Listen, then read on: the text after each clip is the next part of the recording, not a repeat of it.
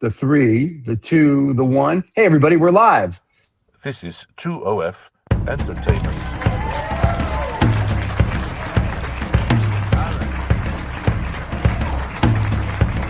What could be more reprehensible than 2 old farts?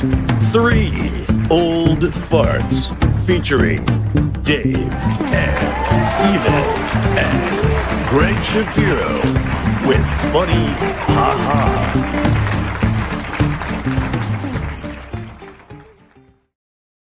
Hey guys, welcome to the December of 2025, the last show for Mr. Shapiro of the year. Good to see you, my friend. How's everything going? We're back. Yeah, good. Just got my laptop back. And, the screen went kaput. So I'm like racing this morning to get the camera ready. So I'm glad I could be here. The studio is ready to go. We are excited to have. Now, will you be going to France with the family for the holidays? I have to say that with the very snooty accent. We'll be going to France for the holiday with the family. Just did some France holiday and planted some more bushes and trees, and and then we got our daughter is actually coming here, so we're all going to be in cozy little Amsterdam for the holiday. Very nice. What about very nice. Are you doing anything? Plans? I'm going to invade a small third world country, the usual. And other than that, that'll be it. So yeah, I'm going to go out. I'm going to go out and look for some more bush. I think that seems like the way to go. But yeah, okay. I don't know. I might be making space for refugees from America to come over here and. You need a lot of room for that lot. I'll tell you. We don't know. Everybody's so freaked out. But actually, we were just driving yesterday and listening to Heather Cox Richardson in the car with the historical perspective. And everybody's like, oh, I can't believe this is happening in America. And it's never happened before. Like, not in your lifetime, but it has happened before. Yeah. Like, either the 1920s. But what's happening that they're all upset about? It's Donald Trump's making a new ballroom. He fired the architects. They they put some Mexicans doing it now, so it'll be done in a week instead of the white guys they had. So it's like I don't understand what the problem is here.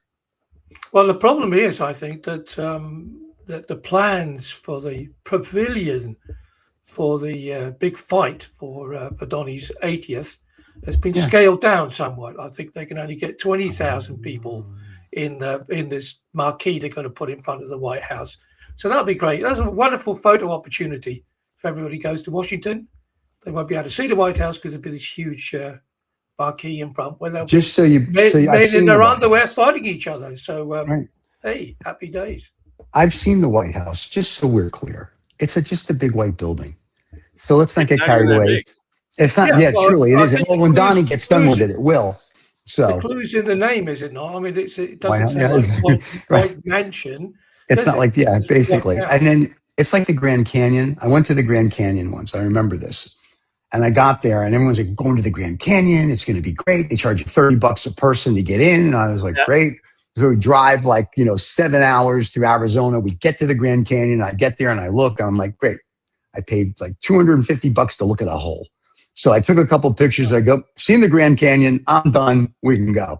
I mean, I was like, okay, great. It's a hole. What do you want me to do? I was very lucky when I went because there was a lot of Japanese tourists, so we could look over the top. We had a good view.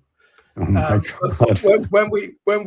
we climbed down into the hole and we came back out again, behind us was 2 German women, and the one said to the other, she said, "Well, we've got big holes like that in Germany." So that was that. They were talking about their daughters. But anyway, the important thing, stop it. Anyway, so it's at the end of the year show, guys. Come on. We got to get the fans riled. So, Mr. Shapiro, tell us what's going on. What would you like to discuss this morning other than some German lady's hole? Well, let's see. It is the end of the year. I saw an article pass by. I think it was a Dutch paper, but they said you could donate if you're interested in making a year-end donation to some charity in terms of like environmental making a difference. There were 6 that they listed. Apparently, they went through a whole like 100 different charities, and they rejected mine. They rejected. Yeah, sorry. What was yours? Poor English guys in Holland. Oh yeah, exactly. Yeah, who need subsidy for their solar? For the bush, it would seem that seems to be like the thing. We need to have more bushes. More bushes, yes. Yeah. So they're taking donations. See, now my charity, just so we're clear, does very well every year. It's a halfway house for girls that don't go all the way. And that one I donate to religiously every year. And it seems to do really well. So you can give to green things. So there's like Clean Air Task Force. There's something called a Shrimp Welfare Project. But like, for me, I'm just, that's sponsored by President Trump, isn't it? Because I mean, he's a shrimpy. So, yeah. There you go. Little pink. Allegedly. Smaller than you think. My shrimp are jumbo. They're so big. They're so big. Anyway. But yes, so I thought if it's in keeping with the Christmas end of the year theme, I can I can list a couple of those. But yeah, well, I don't know. There's fun stuff. I don't know,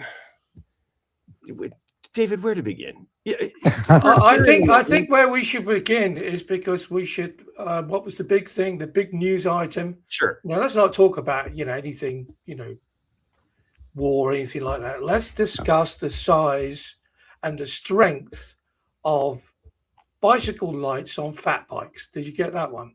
They are too bright.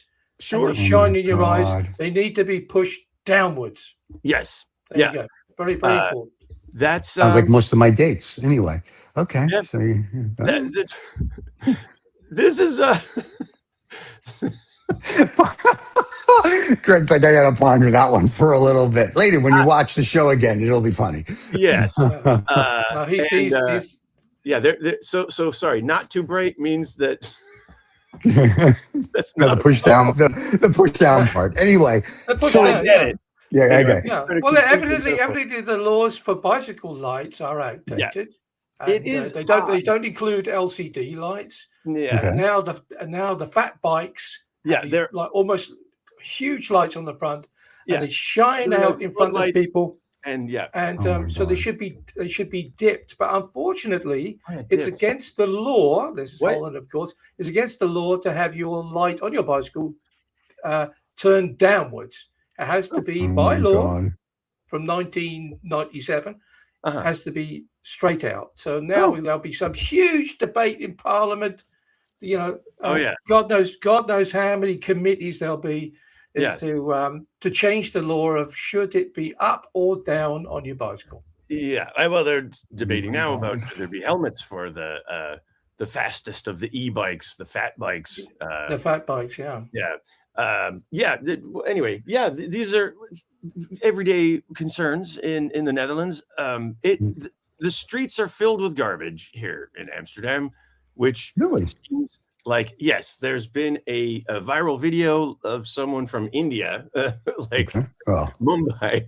I thought Mumbai was, dirty, but so it's like it's the law of unintended consequences. I'm trying to think if David, your fat bike light. Well, I know you're a lover of fat bikes because you're always in Vondelpark and you love them, don't you?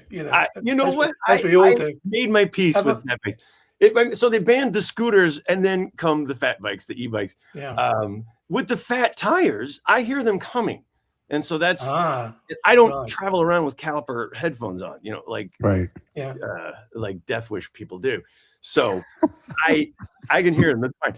But anyway, so the law of unintended consequences with Amsterdam anyway is that the new deposit scheme for the bottles and cans came into effect a few years ago, and so now the effect is that everybody looking to make a quick buck is going through the public garbage cans and basically ripping. But it's not a quick buck. It's a shitload of money that people are pulling out of the garbage. Well, yeah, Yeah. actually, I mean, it was a It takes 5 cents for a can and 15 cents for Yeah. a bigger. You go to the supermarket. we've You go to the had for supermarket, years. and you've got some guy who spends his life sleeping on the streets of Amsterdam or whatever, and he's half an hour in front of the old the dispenser, literally putting money into it.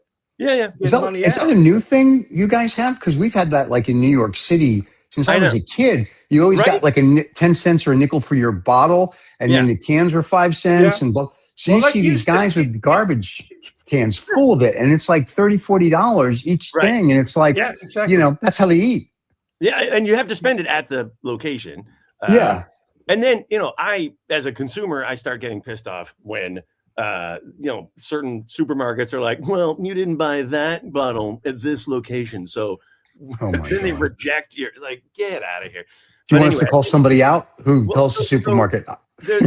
And just general garbage collection. Like if you want to take your proper recycling of a toaster or an old microwave, you have to basically go out of the city and find one of these recycling streets, they call them. Oh, wow. Basically, are you restricted as well, Greg? Because we can go like to these sort of garbage places, recycling centers. Yeah. But I have to have a card, like a credit card that we use to get in. Oh, that's and I'm only allowed to go 8 times a year. Yeah. Oh, that. Yeah. And so it then becomes this argument with the rules. Like what? First of all, you've got a perverse incentive now for every garbage can. Every shopping street in Amsterdam is now flooded with just overflowing. Not only Amsterdam, mate. It's everywhere. And now with the people who do want to do the right thing and put their recycling in the right place, where I don't have a car, I can't get out of the city. I do have a car, but I've been there more than 8 times. So you want to have a can of paint. What do I do with it? I mean, they punish you for taking it to the right place. Yeah. So most people just dump it in the friggin' canal or anyway. So there's a shop now. Okay. There's a Dutch entrepreneur who has seen all of this chaos and thought opportunity. So it's called Droppy. And it is it's a garbage store. Sounds like a sexually transmitted disease to me. Droppy. Yeah, right. Droppy. You'll get shots for it next week. You go to the doctor. So I'm sorry, doctor. I've got a case of the droppies. I got the droppies. Here's what's interesting, though. And we all make fun of the orange man because there's so much to make fun of him. Sure. But when you look at all of this, which we all know recycling is BS, by the way, right? Because when they go to the trash dump, it all goes into the same pile, right? So it's very nice that they're giving people whatever. But here's what's funny. When he said, like, enough of this ridiculous and pulled out of the COP 20 and all this other things, I'm thinking to myself, I'm a big, like, yes, we should save the planet. And to another point, I look at it and go, you know what? Not the dumbest move in the world because it's such a scam. It was like ESG for a while. Like everybody had ESG, right? Environmental and this and that on there. And now nobody does it and nobody cares. And it's kind of like the environment thing. So when I was a kid, and I'm older than both of you because I remember when the earth cooled. But when I was a kid, I remember they're like, the planet by the year like 1999 done.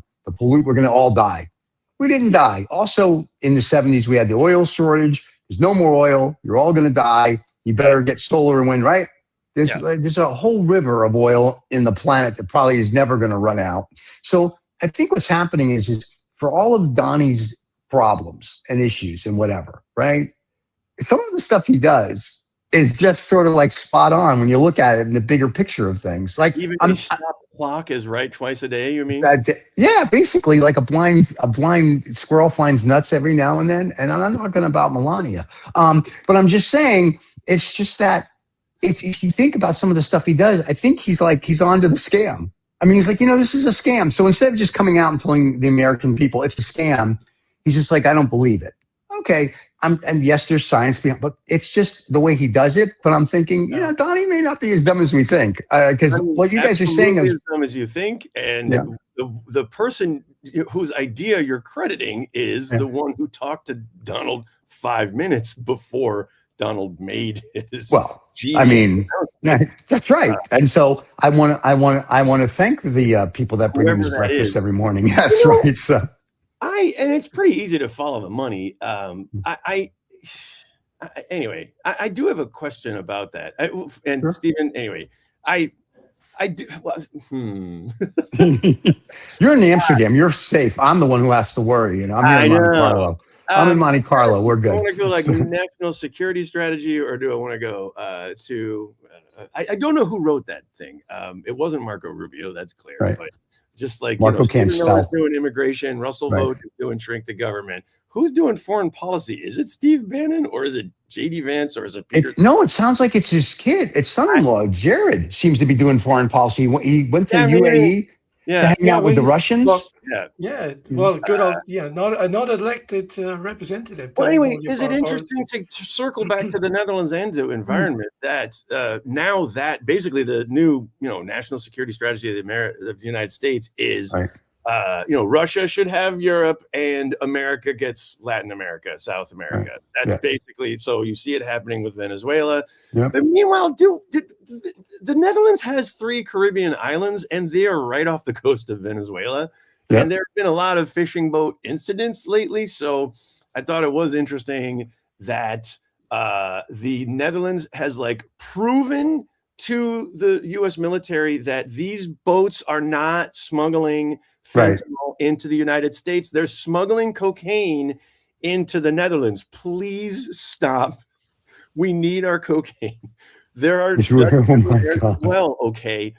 But so anyway, the Netherlands has now signed up for to co-sponsor this fossil fuel phase-out summit next year in Colombia.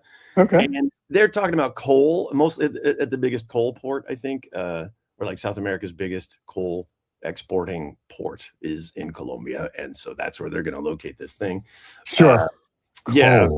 And anyway, but so, it's interesting how the Netherlands is stepping up. Now, the Netherlands putting itself in the line of fire with, first of all, the national security strategy of, America gets colonialism again for South America. But also at these islands, it's the Netherlands has more skin in the game with South America than I would have expected. But anyway, isn't that a good thing though? All these unemployed people painting cocaine black to make it look like coal. Oh my God. That's. I have to put up with this daily. So, here's the point here. America is painting candy with lead paint to make it look more. That was the 1890s, and they putting chalk in the milk to make it seem more. Yeah. Anyway, that's arsenic in the Oreos. Whatever.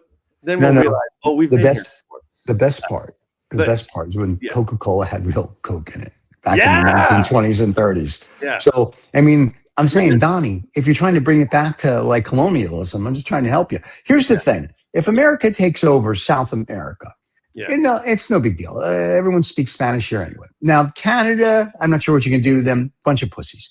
Now, then Russia's not going to take over squat because everyone who lives in Europe is like, hey, Putin, bite me. So that's a bigger problem for them, even if he rolls through the Ukraine, which, listen, they have an army of 6 people and 3 guys with a baseball bat that are holding them all off. So probably not happening.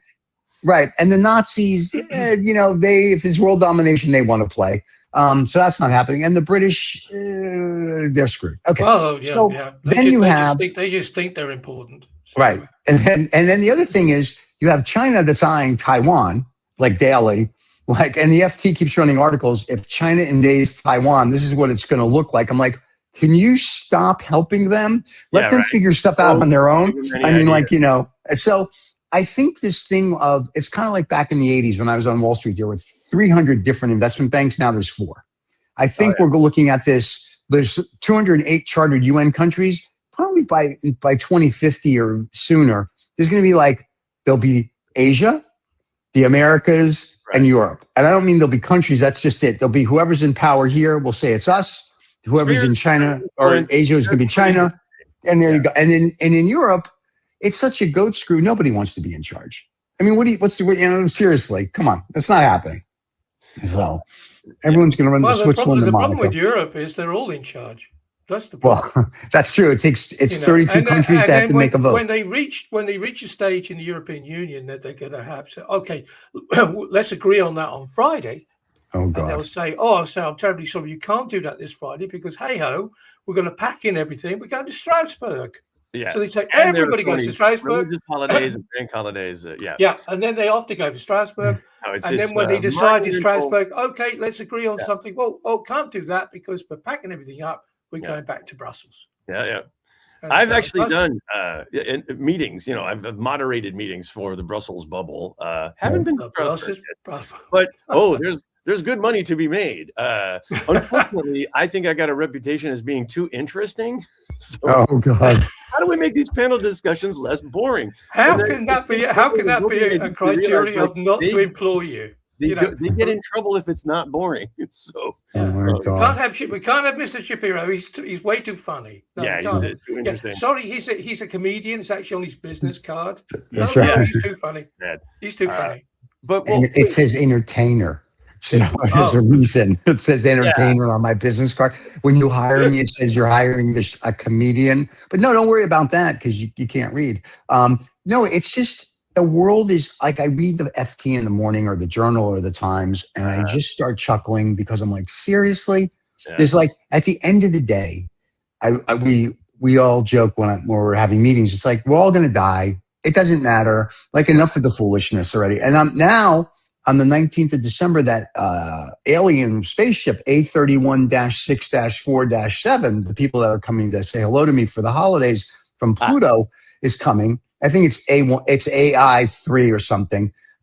It's coming to like stop at Earth. And Abby, whatever his name is, or Abba, the guy who talked about the other one that came like 5 years ago. Abby, the guy who talked about the Uka Uka one, was saying, it stops, it makes lefts, it makes rights, it goes up, it goes down. And so it's not a meteor or something. So interstellar travel, this one's doing the same thing, but this one stopped at the sun apparently and refueled. And so now it's coming back this way. And I'm thinking, I haven't heard any of this. Yeah. I thought you were talking about AI. No. It's a real thing that's going on. AI is being supplied by aliens? No. They're calling it AI3. Which is this interstellar, we'll say, rocket ship that's coming, kind of like the Appa from 5 years ago. Okay. And so what's happening is it comes into our I guess universe or galaxy, but when scientists see it, usually a meteor or a comet just does its thing and whatever. This one like stops, makes a left turn, makes a right turn, goes this way. And so they're saying it's under intelligent control. And so they're like, no, it's not. So I guess a couple of days ago, it stopped at the sun, for refueling. And now it's coming back. It's still coming on the 19th. It's supposed to be very close to the Earth. Okay. Now I've talked to them because being from Pluto, it's you make a left when you come in from the universe, and then you come here to get to the third rock of the sun. That's how I gave them directions. So it's going to be really close. People are like freaking out, and I'm like, it doesn't matter. Like we're so inconsequential in the universe. Are you kidding? Yeah. If this was these are probably like kids on like a joyride. It's not good. It's not good for Christmas, though, is it? I mean, let's face it. Well, because you've got this clearly. It appears then, by all the evidence, to be an alien object, right. Which. So define that. Now all of a sudden it's trucking up just before Christmas. It's not good, for your Christmas puddings and your Christmas crackers and all that sort of stuff, because people say, no, don't worry about the alien object, because it's now actually proved then that we're not alone in the universe. Don't worry about that. Just get back, to Jesus and all that stuff, because that's more important. Oh, and by the way, get your gift cards. By the way, Jesus was an alien. Well, there you have. Oh, that's a shocker. Yeah. Well, and also, Church of England, they never told me that. Well, here, let me tell you something else they didn't tell you, that the Christian Bible comes from 16 previous religions that were earlier, that predate Christianity. No, wrong, Stephen. There's only one. That's the King James. There we go. The King James Bible, that's the only one. And we have our own church. We're all right. So I was reading about King James over the summer. Anyway, that's odd tangent, but anyway, he got bounced out of power, didn't he? Because Yeah, that's why he has his own. Catholic. Anyway, but by his daughter, along with William of Aranya. Yeah, yes. William and Mary. Yes. She bounced him out. Yeah. And so the Dutch ended up taking over. Yeah. Anyway, I love it how the 1600s were all about, let's make New Amsterdam into New York and we'll trade that for Suriname and all these like Anglo-Dutch wars. But in the end, I mean, how do you? That's the one thing that in British history they don't talk about. You know, they said, "Oh, Britain has only been invaded once. It was in 1066." No, it wasn't. You know, William came with an army to the south of England. I think 1688 was it? Yeah, and marched up to London, and he was. Right. People welcomed him with. But he was invited. It wasn't an invasion. It was an invitation. Yeah, invitation to kick out your father-in-law. Yeah. Well, then it's like the Ukraine and Russia. Apparently, they invited them too, like 10 years ago. They're like, come on over, come on, no, take a swim in the sea over here. You'll like it. It's a nice little city. Well, it was all the same. I mean, Ukraine was the center of the of Russian-speaking empire. So you know, it's all crisscrossed. Listen, let's not use the word empire because we still have Steven, the Orange Man. You might have to go soon. Yeah. I'm sorry. Before I forget, I want to bring it back to something you said earlier about Trump being right on the climate and stuff. Sure. Did you know? I mean, so Trump is cutting all these green subsidies and stuff. But I've also read I read about how Trump is doubling down on geothermal funding in Massachusetts, a blue state. And that makes sense. Like, why would he cancel everything but the geothermal? And in a deep blue Democratic state like Massachusetts, and the answer is, care to guess? Because somebody he knows had lunch with him and told him this is a good thing. I have no idea. Drilling. Drill, baby, drill. Thermal involves drilling. Of course it does. Oh, he understands that. Yes. So, I mean, the geologists who work for fossil fuel and whatever, they're willing to diversify, obviously, and. But if you can figure out the right pockets of warmth, or the right depths and the right locations, I mean, the whole city of Framingham, Massachusetts is now off the grid, basically. There was a house a friend of mine had in Virginia, I won't say the city, and they used geothermal to keep it warm and cold during the year. Cold, right? Yeah, it was awesome. I was like, he was like, oh, here's the technology and here's what it does. And I was like, technology is fantastic. And his electric bill or his power bill, or you will, or hydro bill was virtually nothing because of the way the technology worked. So I'm all for it. So, like I said, for as much as we all complain about the Orange Man, I think sometimes he actually has a clue. I mean, and once again, to your point, it could in his ear have good ideas. Somebody's whispering in his ear is helping him out. And we played golf last week. I said to him, Donnie, come on, Donnie, you got to make America great again. Go to Iceland, see how they do it. Even the streets in Reykjavik are actually thermally heated, so it doesn't. You don't have ice on it because of that's nice. All the warmth and everything, which is coming out of the ground, all free. And we can thank those. We can thank Mr. and Mrs. Trump for giving Donnie a spade at an early age. He understands how to dig a hole. A big, beautiful hole. It's the biggest like Germany. The women in Germany. They have the biggest holes there, let me tell you. My great-grandmother is such a All I know is that I watched Greg had, I guess, a special on. And I was doing something on LinkedIn and I saw Greg on stage. So I stopped and there he had his long tie, past his crotch. And I was just on the floor. He was doing his little Donnie Trump thing. And I was like, there he is. I know that guy. It was very funny. So kudos to you, sir. Thank you. I'm slowly uploading my comedy special, Leaving Trumpland Part 2, to YouTube, my YouTube channel. And this is a wonderful moment to give a shout out to Greg Shapiro. I joined YouTube long enough ago that it's just youtube.com/Greg Shapiro. That's me. Yeah. Well, it is this week. You'll be banned next week. I mean, exactly. So watch the spitting image ones. They stay up for like 2 minutes.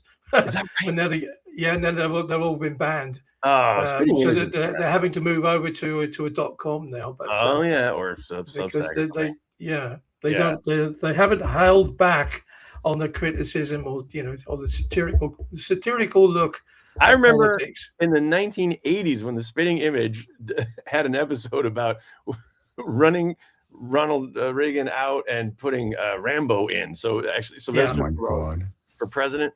Well, he got near to it at the weekend, or yesterday, or a couple of days ago, at the Trump Center. It's now what it's now called, though, isn't it? It's not called the John Kennedy Center anymore. It's called the Trump Center. Everything's the Trump Center. Yeah. So Rambo was there, and a couple of Kiss boys. So, I missed that. I mean, sorry. There's so many, posts I see about cue the outrage machine. Call your senator. We can't have national parks. Giving free entrance on Donald's birthday. And spend $30 a person to go see the Grand Canyon, and it's going to be free for American citizens, but it's going to be $100 for anybody who doesn't have a U.S. And again, that's not crazy. It sounds like Disneyland all of a sudden. Yeah. It sounds like nobody wants. America doesn't want any tourists. That's also true. But I mean, anyway, I should wrap it up as well, gentlemen. Happy holidays. Happy holidays to you, my friend. And don't call it a war on Christmas just because everybody has to buy one less doll because everything is so expensive for the dolls from China. Oh, God. Now, before you leave, are you doing good? The next show Greg will be here is, I think, on the 7th of January in 2026. It's the new year. Yeah. Before you go, is there any gigs you're doing between now and then that you need to give a shout out to get? Sure. I mean, it looks like I will be continuing at Boom Chicago with Very nice. the monthly pub quiz show, which is got a great review, lots of fun. Starting up a new, open mic in Amsterdam. I'm doing something called Greg Shapiro Saves the Climate in the little town of Haarlem. Very nice. On the 19th coming up of December already. So okay. I'm busy enough doing try to post them on my website. I hope you've got a day free because I've already I've spoken to FIFA and they're going to give you an award. I love it. Because you need a FIFA award. Yes. For the climate probably. You can't have the peace one because somebody else has got that. Well, we won't discuss the Orange Man's Award because there's not enough time in the show, even if it was 4 hours long. Greg will have you get one from FIFA. It's a wonderful participation trophy. It's a participation trophy. But here's the funny thing: before we do go, if Trump really does get peace in the Middle East, I say he should get the Nobel Peace Prize. Yes, absolutely. Give him the friggin' medal. Give him a real one, not the fake one from some football club that he doesn't even watch. It's a great idea. No one wants to live in the Gaza Strip. We're going to put them in the Negev Desert where they can do whatever the hell they want. We're going to casinos. Gaza is going to be a great, great development property. You're going to have Saudi princes and Jared giving a great Trump golf course where Gaza used to be. And it's going to be peace. Or you're going to get a piece. And what about and a piece? He's one down with Thailand and Cambodia. I'll have to take that off his list now. That's China's problem. It just leaves. What does it leave now? It leaves Finland and some other strange country that's at war with each other, which he's going to solve. Oh, there you go. Good. Donnie's going to bring peace. Yeah. Well, let's leave it with this. Peace on something. Anyway, everybody have a happy, healthy. Always, Greg, good to see you in 2025. We'll see him in 2026, everybody. If you're in Amsterdam, go catch him wherever he is. Or go to his YouTube channel and you can see his special, which is very funny. We haven't seen it. He just told us about it. But it's very funny. Go do that. And then we'll see him here next month and we will discuss whatever the news of the day is that just we feel like it. And don't forget to subscribe and like to the channel. And we'll see everybody next year. Have a happy, healthy, everybody. Cheers. Yeah. And keep your lights dimmed. That's what I'm saying. Here we go, kids. Bye. Bye-bye.